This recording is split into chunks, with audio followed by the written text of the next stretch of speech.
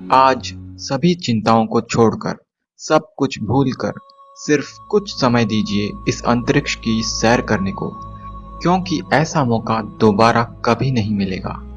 चलिए चलते हैं हमारे अंतरिक्ष के सफर पर। हमारी अंतरिक्ष यात्रा शुरू होती है हमारे अपने प्यारे ग्रह पृथ्वी से। हम अपनी पृथ्वी से 90 किलोमीटर ऊपर आ चुके हैं, अपनी सभी चिंताओं को छोड़कर। कितनी प्यारी है हमारी धरती, और ये है हमारा चांद। इसकी सतह पर बने हजारों क्रेटर्स इस बात के गवाह है कि लाखों वर्ष पहले करोड़ों एस्टेरॉइड्स की वर्षा यहाँ हुई होगी। चांद से कुछ ऐसी दिखाई देती है हमारी पृथ्वी। चांद की इस वीरान भूमि पर कहीं कोई जीवन दिखाई नहीं देता है। और ये है नील आर्मस्ट्रांग के पहले फुटप्रिंट्स, जो आज भी चांद की सतह पर मौजूद है और करोड़ों सालों तक रहेंगे। चलिए अब हम चलते हैं किसी और ग्रह पर।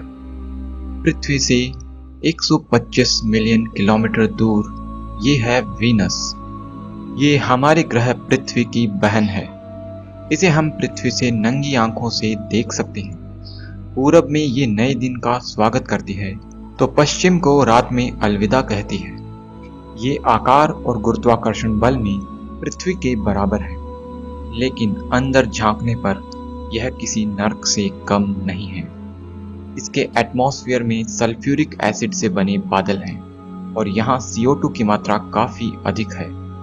वीनस का ये एटमॉस्फेयर इसे काफी गर्म रखता है। सूर्य से बुध की अपेक्षा दूर होते हुए भी यह बुध से काफी गर्म है। यहाँ सरफेस टेम्परेचर 900 डिग्री है। जीवन की कल्पना तो यहाँ संभव ही नहीं। यहाँ पर एक दिन यहाँ के एक साल से बड़ा होता है। अब हम इस वातावरण में अधिक देर तक नहीं रह सकते। चलते हैं हमारे अगले पड़ाव पर। ये है हमारा सूर्य। इसकी चमक में छुपा है हमारा अगला पड़ाव, मरकरी यानी बुध। सूर्य के पास होते हुए भी यहाँ दिन और रात के तापमान में जमीन आसमान का अंतर है। रात में -275 डिग्रीज तो दिन में 800 डिग्री।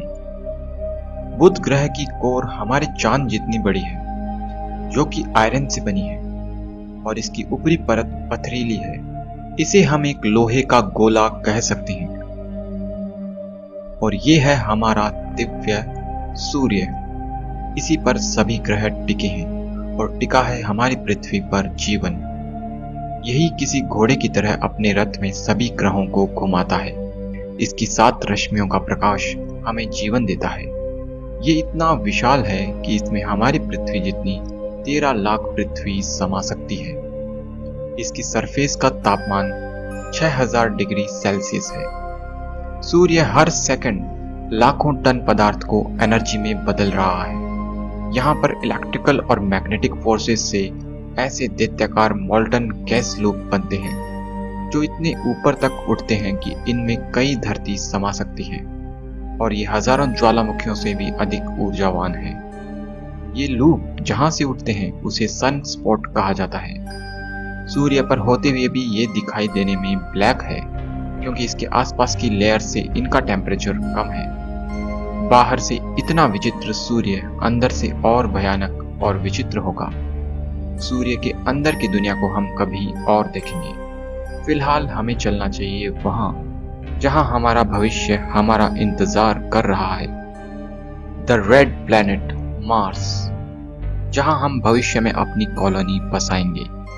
मार्स हमारी एकमात्र आशा है भविष्य की, क्योंकि सिर्फ यही एक ग्रह है जहां हम अपनी पहली बस्ती बसा सकते हैं। यहाँ का एटमॉस्फेयर पृथ्वी की अपेक्षा पतला है और ओजोन गैस के अभाव में यहाँ रेडिएशन से बचना संभव नहीं है। अब तक यहाँ जीवन का कोई नामो निशान हमें नहीं मिला है। हो सकता है यहाँ का जीवन लुप्त हो गया हो, जिस तरह पृथ्वी पर कई बार हो चुका है। ये है ओलंपस, मंगल का सबसे बड़ा पहाड़, जो कि पृथ्वी पर माउंट एवरेस्ट से भी 3 गुना बड़ा है। मंगल की ये घाटियां बयान करती है कि कभी यहाँ पर पानी बहा करता होगा, और अगर पानी था तो जीवन भी रहा होगा। लेकिन आखिर जीवन था तो जीवन गया कहाँ? हो सकता है कि जीवन ने यहीं से पृथ्वी पर छलांग मारी हो। यह तो भविष्य ही बताएगा। अब हमें मंगल को अलविदा कहना चाहिए। मंगल से दूर चलते वक्त अब हमारी यात्रा थोड़ी मुश्किल हो सकती है, क्योंकि हमें गुजरना होगा लाखों आवारा घूमते एस्टेरॉयड्स के समुद्र से। ये एक एस्टेरॉयड बेल्ट है जो मंगल और बृहस्पति के बीच है। ये सभी एस्टेरॉयड वो बदकिस्मत चट्टानों के टुकड़े हैं जो एक ग्रह में तब्दील नहीं हो पाए, और सोलर सिस्टम के बनने से लेकर अब तक ये आवारा चट्टानों के टुकड़े किसी न किसी को अपना शिकार बना ही लेते हैं।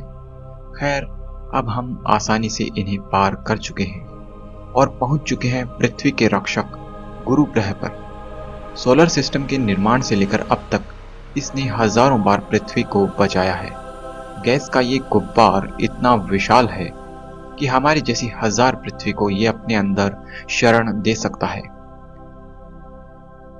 ये देखिए, द ग्रेट रेड स्पॉट। ये एक तूफान है जो पृथ्वी से 3 गुना बड़ा है और पिछले 300 सालों से लगातार यहाँ उत्पात मचा रहा है। ऐसे कई तूफान जुपिटर में चलते रहते हैं। यहाँ की बिजली का एक स्पार्क 10,000 वोल्ट्स के बराबर है।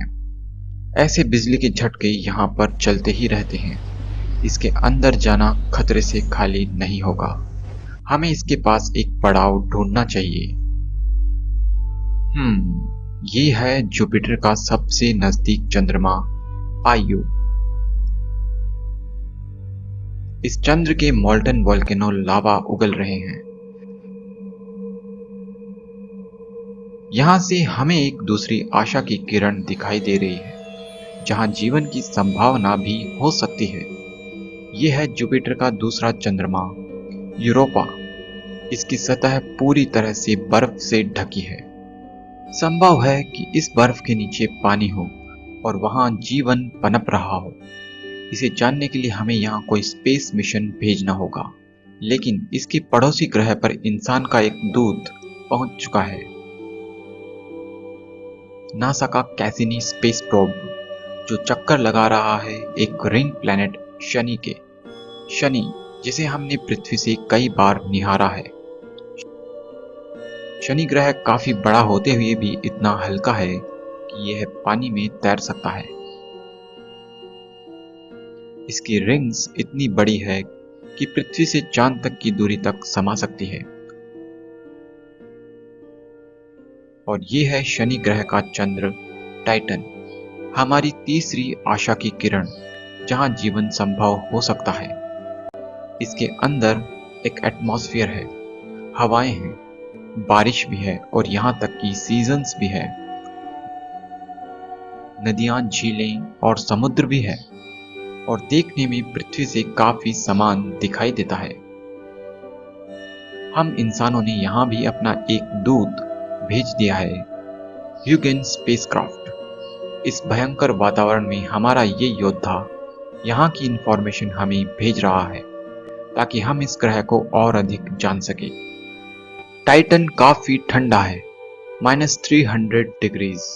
ऐसे में जीवन का पनपना लगभग असंभव है। अब हमें टाइटन को अलविदा कहना चाहिए, क्योंकि अभी पूरा ब्रह्मांड हमारा इंतजार कर रहा है। हमारी मुलाकात होनी है अब शनि के 2 जुड़वां छोटे भाई यूरेनस और नेपच्यून से। यूरेनस भी एक गैस जाइंट है। इसे आइसी प्लैनेट भी बोला जाता है।